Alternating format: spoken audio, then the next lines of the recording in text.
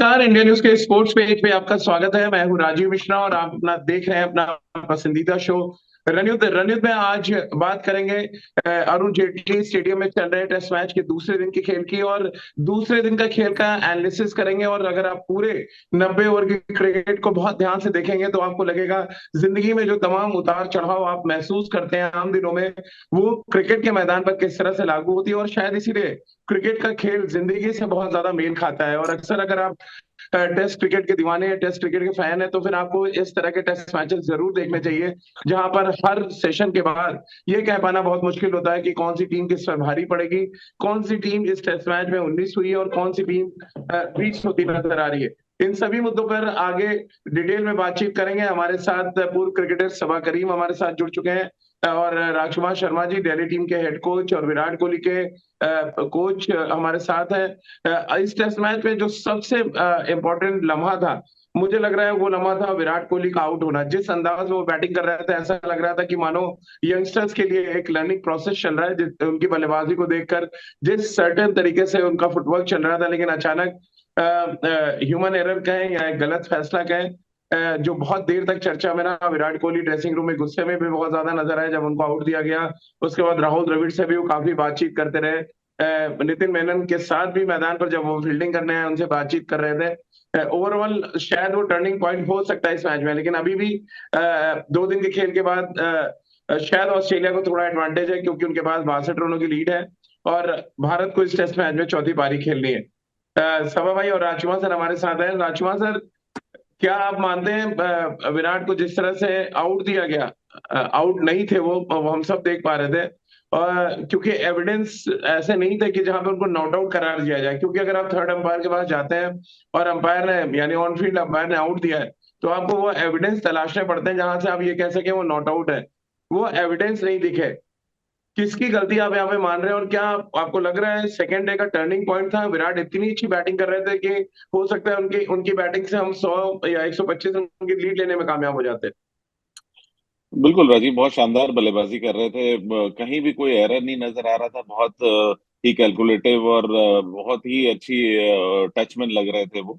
और यहाँ पर इतना क्लोज डिसीजन था कि मैं गलती तो किसकी कहूँ, लेकिन हाँ, on field umpire, I mean इतना क्लोज डिसीजन में। और जबकि बॉल मुझे तो लग रहा था कि मतलब कहाँ वहां से कैसे सीधा हो सकता है। और आई डोंट नो, वो नितिन मैनन ने इतना क्लोज डिसीजन दिया, और उसके बाद फिर थर्ड एम्पायर ने भी उसको क्योंकि उनके पास इतने एविडेंस नहीं थे जैसा आप कह रहे हैं, तो ये हम्म। टेक्नोलॉजी जो डीआरएस, जैसे महेंद्र सिंह धोनी कहते थे कि ये फुल प्रूफ नहीं है, तो शायद कहीं ना कहीं इसमें अभी भी खामियां हैं और जरूरत है उसको हम्म। सुधारने की। कि जहां पर एक ऐसा क्रूशियल डिसीजन होता है, और जो आपका मेन प्लेयर अगर इस तरह आउट दे दिया जाए, तो फिर वो सभी को बहुत खलता है। जो कि सभी इंडियन फैंस को ड्रेसिंग रूम में भी हम बार बार देख रहे थे कि जिस तरह वो रिएक्शंस आ रही थी, या सारे कमेंटेटर्स भी जिस तरह बातें कर रहे थे। तो एक हम्म। कंट्रोवर्सी तो है ये, एक मतलब कंट्रोवर्शियल डिसीजन तो मैं कहूंगा जरूर था ही है।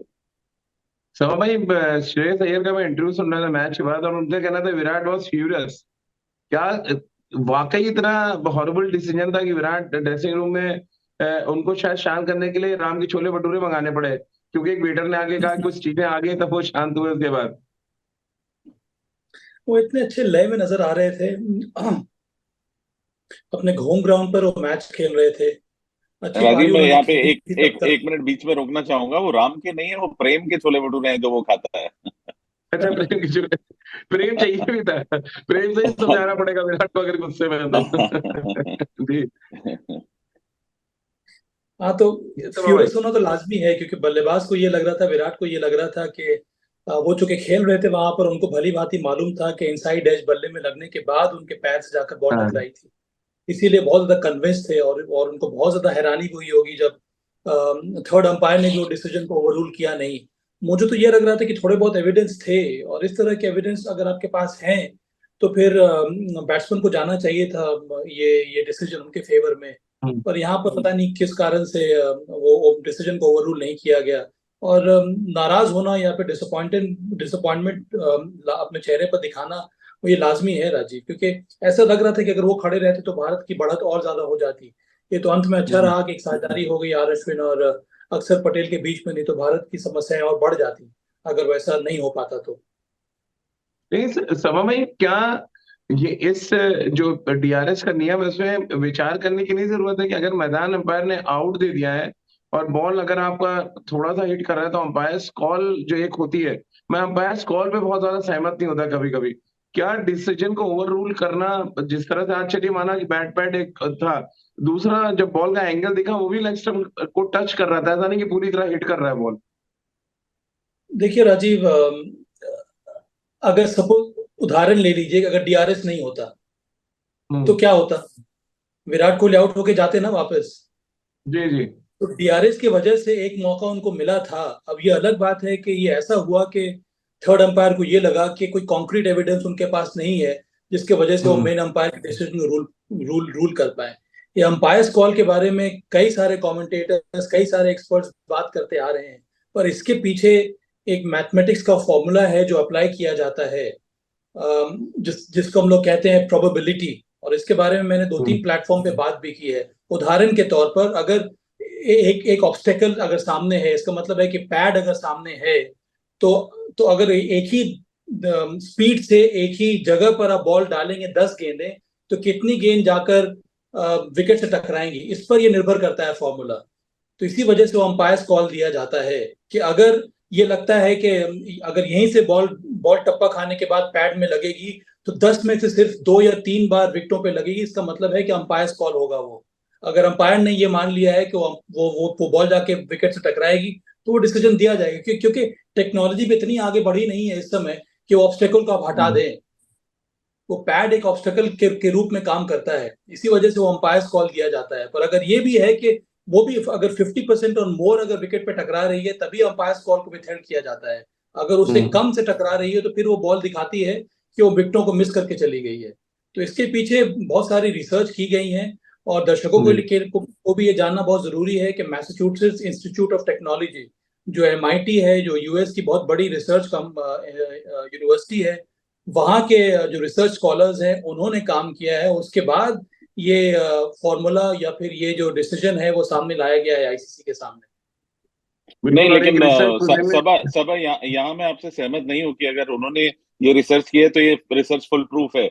इसमें तो बहुत सारी फॉल्ट्स हैं। आप देखिए, how you can give somebody on out on probability. आप देखिए, आप कह रहे हैं कि 50% बॉल लगा होगा। क्या विराट के केस में 50% बॉल लगा है? नहीं लगा है। आप दोबारा देख लीजिए उसका वो तो राज आपका जब जब आपके पास टेक्नोलॉजी फुल प्रूफ नहीं है तो आप उसे मत यूज कीजिए ना। एमएस धोनी क्यों नहीं फिर आप मानते मत, थे? वो अगर इसीलिए अगर हम टेक्नोलॉजी यूज नहीं करेंगे राज, तो ऐसे भी विराट कोहली आउट है ना। नहीं तो वो बात अलग है, वो एक ह्यूमन एरर कहलाएगा। लेकिन आप कहने को नहीं टेक्नोलॉजी यूज राजकुमार, कर रहे हैं, देखिए वो आपकी आप बात। टेक्नोलॉजी यूज कर रहे हैं जो फुल प्रूफ नहीं है। तो हमें ऐसी टेक्नोलॉजी राज क्यों यूज करनी? राज then let it be a नहीं गेम। नहीं, मेरा क्रिकेट मेरा का गेम। मेरा कोई मेरा भी राजमोहन सर यहाँ टेक्नोलॉजी पे कुछ सामने और आ कहना रही है है ना कि राज, अगर मैं आपको ये टेक्नोलॉजी बता भी दूं कि जब 100% से नहीं जब उस से समय कह रही है डीआरएस कि लाया आउट गया है, है, तो फिर जो बेनिफिट ऑफ जो डाउट बैट्समैन को जाना चाहिए ना कि आप आउट दे दें। अगर टेक्नोलॉजी भी कह राजीव रही है कि वो 100% श्योर नहीं है, इससे पहले के डिसीजन होते हैं 100% श्योर है, चलिए टेक्नोलॉजी ने आउट दिया। समय में यहाँ तो मामला ये है कि आप खुद ही कह रहे हैं कि 2-3 एविडेंस थे जो कह रहे हैं कि विराट आउट नहीं थे, उसके बाद भी उनको आउट दिया गया। तो ये मैं कह रहा हूँ कि अगर 100% टेक्नोलॉजी भी श्योर नहीं है तो फिर आप आउट क्यों दे रहे हैं बैट्समैन को? कोई भी हो, विराट हो चाहे एक्स-वाई-जेड कोई भी हो। और फिर राजीव, गेम को क्योंकि गेम की तरह रहने मेन दीजिए ना। अंपायर के डिसीजन को तभी तो विथहेल्ड किया जाता है, क्योंकि मेन अंपायर की भी तो रिस्पॉन्सिबिलिटी होती है ना। अगर जब जी। तक कि आपके पास कॉन्क्रीट एविडेंस नहीं है, टेक्नोलॉजी के थ्रू आपको नहीं मालूम हो रहा है, तो वापस मेन अंपायर के पास जाता है डिसीजन। और ये सालों साल से होता आ रहा है। मेरा नहीं ये कहना राजीव, है कि जब से डीआरएस मैं लागू किया गया, राज मेरी बात सुन लीजिए, जब से डीआरएस लागू किया गया है, डीआरएस लागू करने के पहले जो करेक्ट डिसीजन के परसेंटेज थे वो 94.56 थे। जब से डीआरएस लाया गया है, जो करेक्ट डिसीजन के परसेंटेज हैं वो बढ़कर 97 या 98.23 हो गए हैं। आप समझ लीजिए कि तो चार साढ़े चार मैं प्रतिशत डिसीजन, करेक्ट डिसीजन में इंप्रूवमेंट हुई है। तो लाभ तो क्रिकेटर्स को हो रहा है ना। नहीं नहीं सबा, ये गेम को आप एक तो टेक्नोलॉजी की तरफ लेके जा रहे हैं, आप उसको गेम नहीं रहने देने। सुनिए, unless and until it is, मैं कहूंगी 99.9% करेक्ट है, तब तक आप इस टेक्नोलॉजी को मत अपनाइए ना। कोई लेट नाम देम नहीं है डू, उसका ना राज, लेट ये देम ये लेट तथ्य देम गलत डू, है। लेट देम यूज मोर, ये लेट देम डू ये मोर रिसर्च यही ऑन तो दिस। गेम को और फेयर करने के लिए के लिए किया जा रहा है ना, ये ये फेयर तथ्य नहीं है। गलत है ना। आप उस एक नहीं तो नहीं गेम को टेक्नोलॉजी में लेके जा रहे हैं, ठीक है, पहले राज, एम्पायर से गलती आप गलती होती आपके थी, ह्यूमन एरर आपका आप बेसिस जो मानते है थे। ना डिस्कशन का वो गलत है। देखिए वो अलग बात है कि आपको डीआरएस लाना है कि नहीं लाना है, वो अलग बात है। मैं तो वही फिर कह आप रहा हूँ, डीआरएस नहीं लेकर आइए। मैं यहाँ पर एमएस धोनी का वही तो कह रहा हूँ कि एमएस ने क्यों अरे नहीं तो कभी भी नहीं नहीं, एक्सेप्ट किया। मुद्दा ये है कि अरे यार राज, वही तो टेक्नोलॉजी मैं भी कह रहा गलत हूँ। काम कर रही है, तो उसमें यहाँ पर बात कर रहे हैं हम डिस्कशन लोग अलग हो रहा है राजमागर ना। की। अगर दो तीन एविडेंस है कि विराट नॉट आउट है तो ना, फिर उनको नॉट आउट देना चाहिए था, आउट नहीं देना चाहिए नहीं था। राजीव, नहीं, अब ये वो मुद्दा राजीव है। अब बात वो वो तो नहीं हो रही थर्ड है। थर्ड देखिए राज का डिस्कशन अलग है। मैं कह रहा हूँ या तो हाँ, आप अगर आप डीआरएस लेकर आए हैं तो फिर आपको इम्प्लीमेंट करो, या तो आप डीआरएस कहीं भी लेकर मत आइए, यूनिफॉर्म रखिए कि मुझे डीआरएस मैं नहीं लाना है। मैं वही कह रहा हूँ सबा कि जब तक डीआरएस फुल्ली प्रूफ नहीं हो जाए, नहीं हंड्रेड हो परसेंट सकता है करेक्ट फुली नहीं हो, प्रूफ अगर नहीं हो सकता तो राज, मत लाइए। फुली मेरा ये प्रूफ मानना है नहीं कि हो 90, सकता है। अगर आप अगर ओ 94% यार, पे मैनुअल मैनुअल ठीक है, और 97 पे नहीं हो सकता है टेक्नोलॉजी टेक्नोलॉजी से राज, हो नहीं रहा हो है, सकता है। तो मत बिकॉज लाइए ना। बिकॉज लेट लेट द चलिए ये एम्पायर्स बी बात गुड, तो समझो ये आप। एक लेट द ऐसा एम्पायर्स विषय है जिसमें क्योंकि लेट बहुत द एम्पायर्स बी गुड क्योंकि इनफ। क्रिकेट एक ऐसा स्पोर्ट है जहां पर हमेशा सामने में एक बाधा आती है, अन्य किसी और स्पोर्ट को के साथ अगर हम तुलना करें तो। इसीलिए जो टेनिस पे टेक्नोलॉजी यूज होती है हॉकाई की, वहां पर चूंकि कोई कोई ऑब्स्टेकल होता नहीं है सामने, वहां पर 100% फूल प्रूफ है। कोई भी स्पोर्ट जहां पर एक ऑब्स्टेकल सामने होगा, वहां पे टेक्नोलॉजी फुल प्रूफ नहीं हो सकती है। कोशिश तो यही नहीं होती है यूज कि करनी जितनी चाहिए ना। ज्यादा मैं से तो ज्यादा मैं हो जाए उसको आपको लागू करना है। नहीं नहीं नहीं नहीं, फिर मत कीजिए। मैं तो चलिए ये कह चलिए रहा हूँ अगर फुल वापस प्रूफ वो नहीं है अलग तो बात मत है ना टेक्नोलॉजी की फिर। कीजिए। बात करने हैं। ये बिल्कुल। एक ये एक तो ऐसा बहस विषय अलग है हो रही है ना राजकुमार, फिर। जिसे बहुत लंबे हैं? समय तक चर्चा होती रहेगी। लेकिन आपको नहीं लग रहा है डीआरएस तो एक्चुअली बैटिंग के परफॉर्मेंस में लागू होना चाहिए? क्या हम बैटिंग किस तरह से कर रहे हैं, अगर हम इसी तरह से टेल पे डिपेंडेंट रहेंगे राजकुमार सर, तो फिर डीआरएस तो हावी रहेगा ही, क्योंकि आप पूरी तरह से डिपेंडेंट है टेल पे अपने। आप दो टेस्ट मैच की तीन जो भी इनिंग्स हमने खेली है अभी तक, आप देख लें अक्षर पटेल और अश्विन का अगर कंट्रीब्यूशन हटा दें तो ऑलमोस्ट हम नील हैं, अगर और रोहित शर्मा की बैटिंग को हटा दें तो। नहीं राजीव, ऐसा नहीं है, वो भी पार्टी है टीम का, और उनको इसी पर्पस के लिए, इसी लिए जगह दी गई है। वो तीनों ऑलराउंडर्स हैं, वो हमारी स्ट्रेंथ है, वो हमारी एसेट है। ठीक है, अगर यही होता है एक टीम में, अगर top order by chance fail हो रहा है तो नीचे हम लकी हैं कि हमारे पास तीन शानदार ऑलराउंडर्स हैं। तो ये उनका हम्म। रोल है, इसीलिए उनको टीम में रखा गया है। अगर ऐसा नहीं होता कि अक्षर इतनी अच्छी बल्लेबाजी नहीं कर रहे होते, तो मैं खुलेआम बोल रहा हूँ कि कुलदीप यादव खेल रहे होते उनकी जगह। तो ये तो हाँ। हमारी एक स्ट्रेंथ है हमारी टीम की। और अनफॉर्चुनेट पार्ट है कि वो हमारा टॉप ऑर्डर नहीं फायर कर रहा है। लेकिन आप देखिए, कंडीशंस भी इतनी आसान नहीं है ना। वो ऑस्ट्रेलिया के लिए हम्म। आसान है बल्लेबाजी करना, ना वो हमारे बल्लेबाजों के लिए। और ऐसी विकेट पे हम किसी बैट्समैन को ब्लेम नहीं कर सकते हैं, क्योंकि ऑस्ट्रेलिया के पास भी बहुत ही सशक्त स्पिन बॉलिंग अटैक है इस समय। अगर आप देखें तो दोनों ही उनके ऑफ जी। स्पिनर्स बहुत अच्छे हैं, और जो डेब्यूटेंट लेफ्ट आर्म स्पिनर है उसने भी काफी सदी हुई गेंदबाजी की है। तो यहाँ जी। पर बल्लेबाजी करना बहुत मुश्किल है, लेकिन मैं पूरा क्रेडिट देना चाहूंगा भारतीय तीनों ऑलराउंडरों को कि उन्होंने बहुत अच्छी तरह से कमिटमेंट दिखाई है, और बहुत ही शानदार बल्लेबाजी की है, और टीम को सपोर्ट किया है। नागपुर टेस्ट मैच जीते, वहां पर अक्षर पटेल, जडेजा और अश्विन की बल्लेबाजी। अब दिल्ली टेस्ट मैच में हम फाइट करने की स्थिति में आए हैं अभी। हालांकि 62 रन ऑस्ट्रेलिया आगे निकल चुका है हमसे। वहां पर भी अक्षर पटेल की बल्लेबाजी और अश्विन के साथ एक शतकीय की साझेदारी संभव है। लेकिन जिस तरह से के राहुल आउट हुए, जिस तरह से चेतेश्वर पुजारा आउट हुए, आप बार बार डिफेंस पे अपने बिलीव करने की बात कर रहे हैं। बट ऐसा लग रहा है इन सबको देख के कि पैड इनका एक्चुअल पहला डिफेंस लाइन है, ना कि बैट। कैसे आप देख रहे हैं इतने ज्यादा टेस्ट मैचेस खेल चुके हैं ये लोग, कि मतलब कोई टिप्पणी करना नहीं है, बट जो कुछ हम सब ऑब्जर्व कर पा रहे हैं उससे बात तो जरूर कर सकते हैं। आज निराश हो गए भारतीय टीम राजीव, क्योंकि कोटला को जो विकेट है ये एक टर्निंग ट्रैक है जरूर, पर यहाँ पर आपको समय मिल रहा है एडजस्ट करने के लिए। और अगर आपके पास सही टेक्निक है, सही फुटवर्क है, तो इस विकेट पर आप रन बना सकते हैं, जिस तरह से अश्विन हम्म। और अक्षर पटेल ने दिखाया। वो सारा मैच मैं मैच देख रहा था बहुत नजदीक से। सिर्फ एक दो बॉल बैट नीचे बैठ रहा था, उसके अलावा कुछ एक्स्ट्रा टर्न था नहीं इस विकेट पे। ये हम्म। एक्सपेक्टेड है कोटला के ट्रैक पे। ये जो जो विकेट बना है कल के डे 1 का मुझे लगता नहीं ये विकेट था। अगर आप ये लेकर चलेंगे कि आज का विकेट डे 3 का विकेट था सिर्फ, उसी हिसाब से इसमें वियर एंड टेयर देखने को मिला है। तो इसका ये मतलब नहीं है कि डे 3 में आप रन नहीं बना सकते हैं। मुझे लग रहा है कि भारत के पास एक शानदार मौका था कम से कम 100-150 रन की लीड लेने का यहाँ पर। जिस तरह से विकेट बिहेव कर रहा, तो जिस तरह की बॉलिंग अटैक है ऑस्ट्रेलिया के पास, वो सिर्फ 4 बॉलर के साथ ये टेस्ट मैच खेल रहे हैं। वहां पर पैट कमिंस है, उनके साथ साथ 3 स्पिनर हैं, और वो तीनों स्पिनर की अगर हम तुलना करें हमारे स्पिनर से, तो क्वालिटी में बहुत ज्यादा डिफरेंस है। इसीलिए मुझे लग रहा है कि ये जो विकेट है ये ऐसा विकेट नहीं है जहां पर आप रन नहीं बना सकते हैं। आपको बस अपने फुटवर्क के ऊपर विश्वास दिखाना होगा और सही तकनीक दिखानी होगी, जो आज हमें देखने को मिली नहीं है। इसीलिए मैं कह रहा हूं कि अंत में आज डे 2 के बाद बहुत बड़ा एडवांटेज है ऑस्ट्रेलिया के लिए, और भारतीय टीम अपने बल्लेबाजी से बहुत ज्यादा निराश होगी। और आपने सही कहा कि इतने सालों से ये खिलाड़ी खेलते जा रहे हैं, और स्पिनर्स के विरुद्ध कैसे खेलना है, किस प्रकार से आपको रन बनाना है, एक दो खिलाड़ियों को अगर हम हटा लें तो और में वो जो क्षमता है वो इस समय उतनी ज्यादा नजर नहीं आ रही है। राजकुमार सर, नेथन लॉयन ने आज दिखाया कि वर्ल्ड क्लास बॉलर क्यों है। जिस तरह से उन्होंने स्पीड में खासतौर से चेंज किया, कैसे आप देखते हैं जिस तरह से उन्होंने रोहित को खासतौर से आउट किया, उसके बाद उन्होंने कई इंपॉर्टेंट और खास तौर से जो लंच और टी के बीच में उन्होंने स्पेल डाला है, बहुत कमाल की गेंदबाजी की है। कैसे आप देखते हैं नेथन लॉयन ने जिस तरह से अपनी स्पीड में वेरिएशन की, उनको पता चल गया था कि धीमा बॉल डालेंगे तो शायद विकेटें नहीं मिलेंगी, 90 प्लस कंटिन्यू उन्होंने गेंदबाजी की है इस टेस्ट मैच। यही उनका एक्सपीरियंस है राजीव, और जिस तरह उन्होंने अडेप्ट किया इस विकेट को। सभी जानते हैं कोटला का विकेट थोड़ा स्लो होता है और यहाँ पर बॉल नीचा भी रहता है। तो अगर आप थोड़ा तेज डालते हैं तो बैट्समैन के पास बहुत कम मौके हैं, क्योंकि आप हाँ। स्टेप आउट नहीं कर सकते उस पेस पर, और ऑड बॉल यहाँ पर नीचा भी रहता है अगर आप थोड़ा तेज डाल रहे हैं। तो उसी का एडवांटेज उन्होंने लिया और अपना एक्सपीरियंस से दिखाया कि क्यों उन्हें वर्ल्ड का नंबर 1 ऑफ स्पिनर माना जाता है।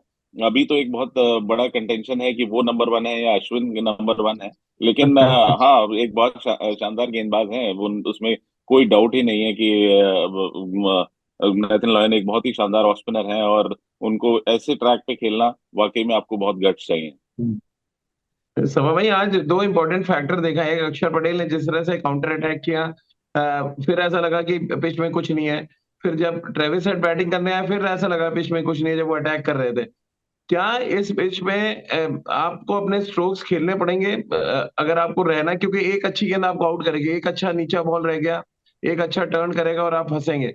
क्या ये समस्या धीरे धीरे बढ़ती जाएगी, और ये ध्यान में रखते ही क्या ट्रेविस हेड से पारी की शुरुआत कराएगी ऑस्ट्रेलिया की तरफ से? उनके पास विकल्प था नहीं है, वो चाह रहे थे नहीं, कि एक ऐसा रैनचॉ भी बल्लेबाज ओपन ओपन। करते हैं सब भाई, जो जो ट्रेविस हेड इसके कंसेशन की पहले वजह भी से ओपन आए कर टीम में। चुके हैं राजीव, और इसी वजह से पहले टेस्ट मैच में ट्रेविस हेड को नहीं खिलाना बहुत बड़ी गलती है ऑस्ट्रेलिया की। जी। उसका खामियाजा उनको भुगतना पड़ा है। इसका ये मतलब नहीं कि एक खिलाड़ी से बहुत ज्यादा अंतर होता है, पर कम से कम बहुत ज्यादा अच्छा प्रदर्शन देखने को मिलता। और ट्रेविस हेड ऑस्ट्रेलिया की तरफ से सबसे कंसिस्टेंट बल्लेबाज रहे हैं पिछले सीजन में, पिछले एक साल में। और आज उन्होंने सही रणनीति अपनाई है कि आपको अटैक करके ही खेलना होगा। और उसके लिए भी आज मैं कमेंट्री पे सुन रहा था, सनी भाई ने बहुत अच्छी बात कही कि डिफेंस को आपको ट्रस्ट करना बहुत जरूरी है। अगर आप डिफेंस को ट्रस्ट नहीं करेंगे तो आप शॉट्स लगा नहीं सकते हैं। तभी तो आपकी बॉडी पोजीशन सही सही होगी, तभी तो आपका फुटवर्क सही होगा। और वो तब पॉसिबल है अगर आप डिफेंस को ट्रस्ट कर रहे हैं, जो कि आज ट्रेविस हेड ने भी किया, अक्षर पटेल ने भी किया। अक्षर पटेल की शुरुआत आपको याद होगा कितनी धीमी रही थी। 4 रन पर वो खेल रहे थे, करीब 20-22-25 गेंदों का सामना किया था। उसके बाद उन्होंने खुलकर बैटिंग की। आर अश्विन ने भी कुछ वही किया। तो विकेट को परखने के लिए थोड़ा समय आपको गुजारना होगा, उसके बाद आपको शॉट्स लगाने होंगे, जो कि आज जितने भी रन बनाए उनकी बल्लेबाजी में यही देखने को मिला है। राजकुमार सर, आप कैसे देख रहे हैं ट्रेविस हेड से बल्लेबाजी आज ओपन करा उन्होंने? 62 रन ऑस्ट्रेलिया के पास है। हर एक रन बढ़ता, जो बढ़ता रन है यहाँ से भारत को परेशानी में डालेगा, क्योंकि चौथी पारी खेलनी है और कोटला की पिच आपसे बेहतर कोई समझता नहीं है। कैसे आप देख रहे हैं? एक तो ट्रेविस हेड ने जिस तरह से काउंटर अटैक किया है, और कितना इंपॉर्टेंट आप देख रहे हैं यहाँ पर पहला सेशन भारत के लिए, क्योंकि ऑस्ट्रेलिया के पास भी डेप्थ है, उनके पास स्ट्रोक प्लेयर्स हैं। अगर दो बड़ी इनिंग्स आ गई तो 250 रन, आपको लग रहा है 250 प्लस बहुत मुश्किल चुनौती होगी भारत के लिए इस विकेट पे? बिल्कुल राजीव, आज थोड़ा सा एडवांटेज लास्ट ओवर में जरूर ऑस्ट्रेलिया की तरफ गया है, लेकिन मुझे हम्म। पूरी आशा है कि भारतीय बॉलर्स कम बैक करेंगे कल के पहले सेशन में। और शुरुआती 2-3 विकेट जल्दी भारत लेके प्रेशर जरूर बनाएगा ऑस्ट्रेलिया के ऊपर, क्योंकि ऑस्ट्रेलिया थोड़े से वनरेबल है। अगर जब उनका एक विकेट गिरता है तो भारत को जल्दी से दूसरा विकेट भी मिलता है।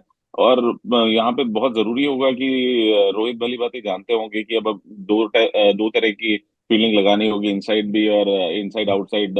एक क्लोजन भी रखने होंगे कैचिंग में भी, लेकिन हाँ बाउंड्री पर भी जैसे लॉन्ग ऑन और डीप मिड विकेट रख के ही वो बॉलिंग डालना चाहेंगे भारतीय स्पिनर्स, क्योंकि ऑस्ट्रेलिया क्योंकि चांस लेगा, काउंटर अटैक करेगा।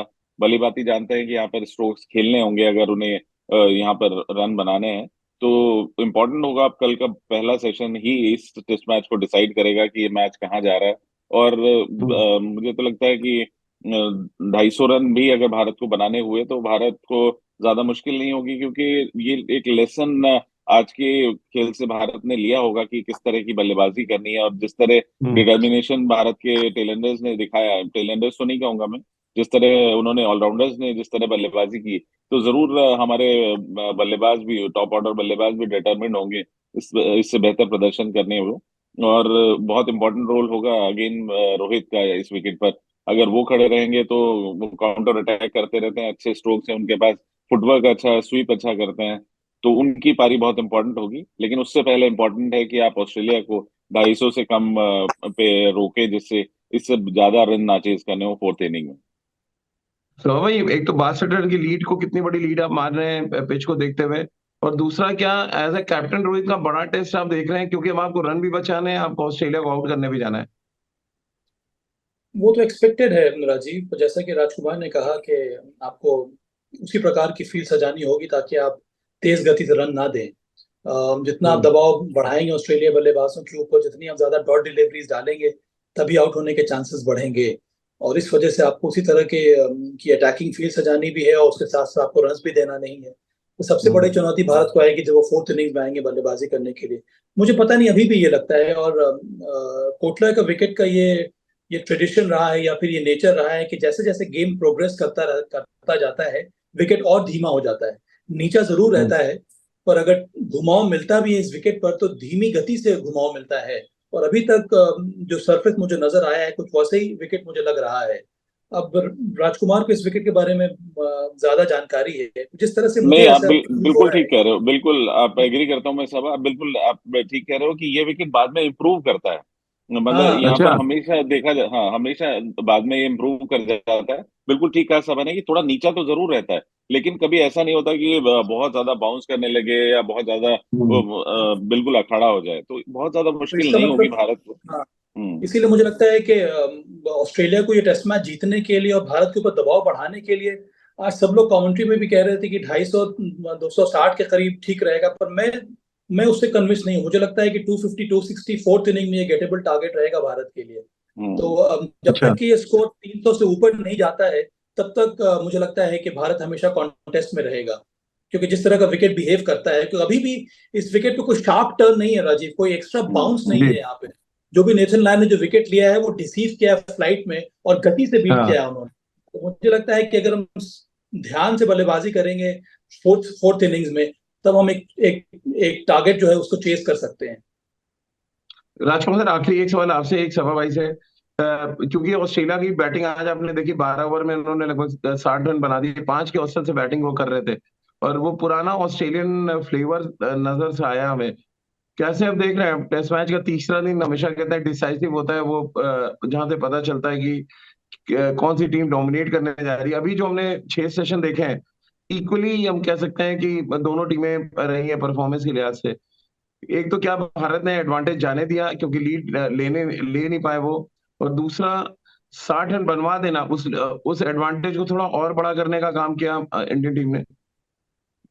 हाँ राजीव, देखिए एक तरह से भारतीय टॉप ऑर्डर फेल हुआ, वो तो बाद में भला हो हमारे ऑलराउंडर्स का कि उन्होंने पारी को संभाला और वहां तक हम इतने क्लोज चले गए। एक स्टेज पर तो लग रहा था कि शायद 200 रन भी मुश्किल हो जाएंगे बनने, हम्म। लेकिन वहां से हम वहां तक उनके करीब पहुंचे, 1 रन का ही फासला था। लेकिन हाँ, जिस तरह से काउंटर अटैक किया और हम उसका रिप्लाई नहीं कर पाए, तो वो थोड़ा सा परेशानी वाली बात थी। वहां पर थोड़ा सा एडवांटेज ऑस्ट्रेलिया ने लिया, और वही कोशिश ऑस्ट्रेलिया की कल आते ही होगी कि फिर वो दोबारा काउंटर अटैक करे। इसीलिए मैं कह रहा हूँ भारत को इनसाइड आउट फील्ड लगानी होगी, उस तरह की थोड़ा हम्म। आप चौके नहीं दें। और थोड़ा सा प्रेशर तभी बनेगा जब आप डॉट बॉल्स डालेंगे, और रन एक्स्ट्रा रन लीक नहीं करेंगे। और ये भली बात ही जानते होंगे, रोहित बहुत एक्सपीरियंस है उनको कप्तानी का। और आज जो हुआ है लास्ट आवर में, वो क्योंकि हम थोड़ा सा ओवर अटैक भी कर रहे थे, चाहते थे कि विकेट्स जल्दी लें ऑस्ट्रेलिया की, और उसमें ऑस्ट्रेलिया ने काउंटर अटैक किया।